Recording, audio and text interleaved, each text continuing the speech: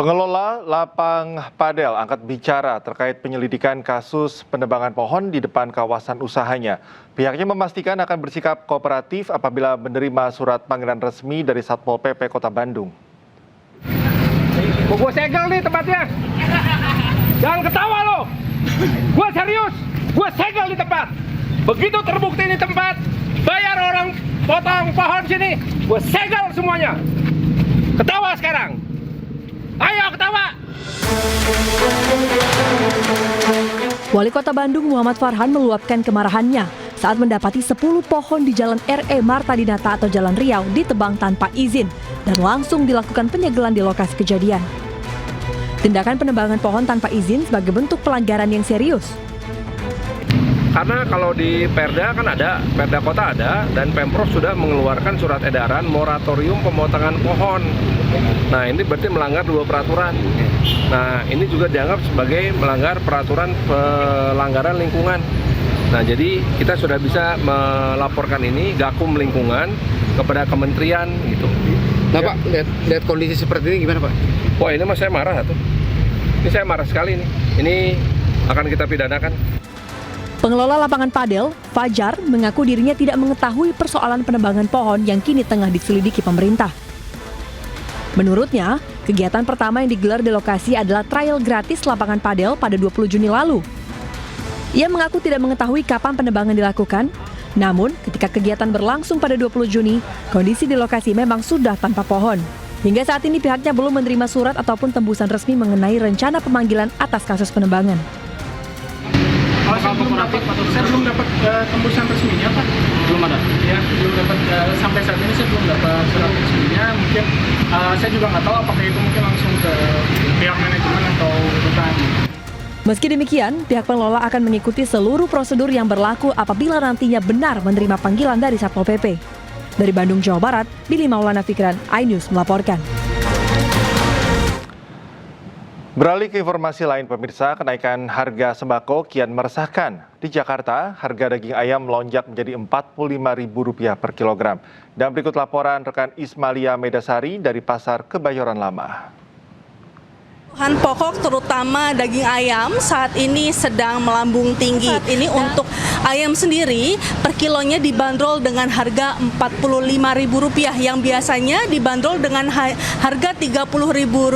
Harga ini cukup tinggi untuk daging ayam sendiri dan ini bisa dilihat di belakang saya. Ini merupakan ayam yang per ekor dan ini bisa kita lihat untuk ayam ini sendiri kira-kira beratnya 4 kilo. Ini bisa dibanderol sampai dengan harga Rp125.000 dan kenaikan ini terjadi semenjak anak masuk sekolah. Untuk hari pertama ini sudah mulai meranjak naik dan naiknya ini terus menerus, jadi bisa sehari bisa naik 5.000 atau 10.000, namun memang tidak menentu seperti itu harganya. Dan untuk saat ini bahan komoditi lain seperti telur ini juga cukup naik, dibanderol dengan harga Rp25.000 yang biasanya dibanderol dengan harga Rp22.000.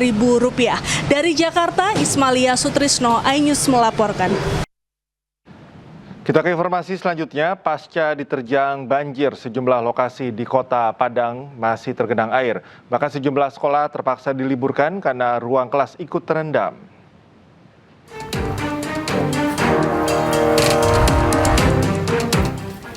Beginilah kondisi di SDN 3 Rawang, Kecamatan Padang Selatan, Kota Padang, pasca diterjang banjir besar pada Senin kemarin.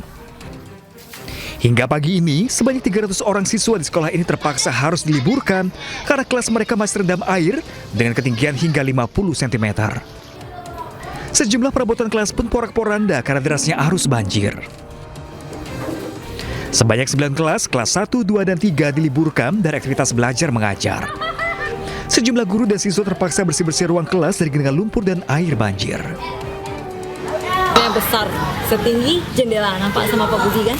Nah, tinggi itu. Udah nyusut pagi ini, udah nyusut. Sekarang ini aktivitas belajar gimana, Bu?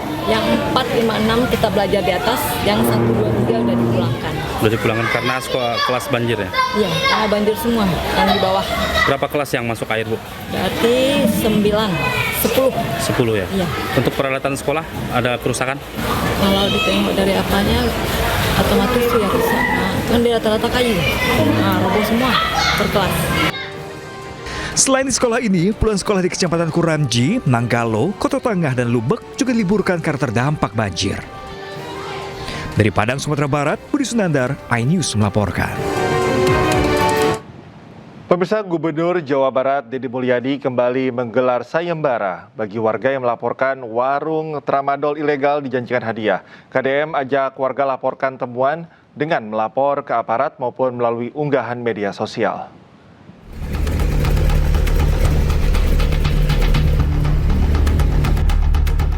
Langkah tersebut menjadi bagian dari upaya pemerintah Provinsi Jawa Barat menekan peredaran narkotika, obat keras tanpa izin, serta minuman keras ilegal yang dinilai semakin marak, termasuk diperjualbelikan di warung-warung tanpa izin. KDM mengajak warga melaporkan temuan tersebut kepada aparat berwenang maupun melalui unggahan di media sosial.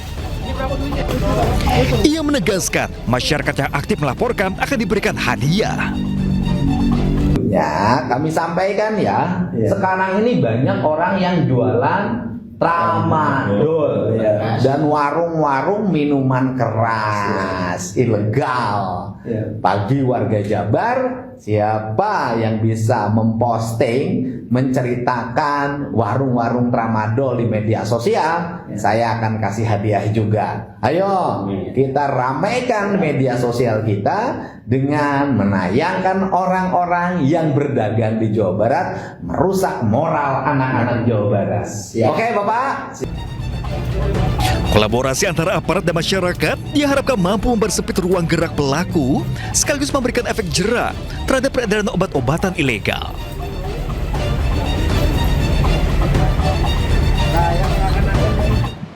Ke informasi selanjutnya, pemirsa, pemerintah Kota Bekasi akan menindak tegas oknum petugas Dinas Perhubungan yang melakukan pungli ke sopir truk yang videonya viral di media sosial. Sebelumnya, para sopir ini diminta uang hingga 3 juta rupiah agar kendaraannya tidak ditahan atau diperiksa. Pulangin duitnya semua. 1.700.000 mah. Kamu jangan keluar sini dulu. Saya temannya Pak Dizik, Pak Teguh, Pak Zeno Baktiar. Sopir ini diminta 1,7. Kamu sini dulu, kamu yang nangkep. Pemerintah Kota Bekasi memproses dugaan pemerasan dan pungli yang dilakukan 5 oknum petugas Dinas Perhubungan terhadap seorang supir truk di Pos Poncol, Jalan M. Hasibuan, Bekasi Timur.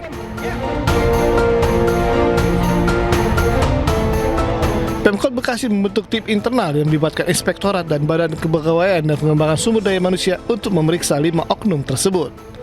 Hasil pemeriksaan akan menjadi dasar rekomendasi menentukan sanksi sesuai ketentuan yang berlaku. Kan kalau menurut saya bagian ini kan oknum, ya. Nah itulah sepertinya pentingnya pengawasan. Ya. Jadi saya kira yang nggak ada, ya semua di lapisan kan memang perlu harusnya ada yang namanya pengawasan. Ya. Pengawasan itu tidak saja dilakukan secara internal, tetapi juga eksternal boleh. Ya. Sebelumnya, para sopir truk merekam saat oknum petugas dishub meminta uang hingga viral di media sosial. Tidak tanggung-tanggung, para supir harus membayar 1,7 juta hingga 3 juta rupiah agar kendaraannya tidak ditahan. Bapak supir apa tadi?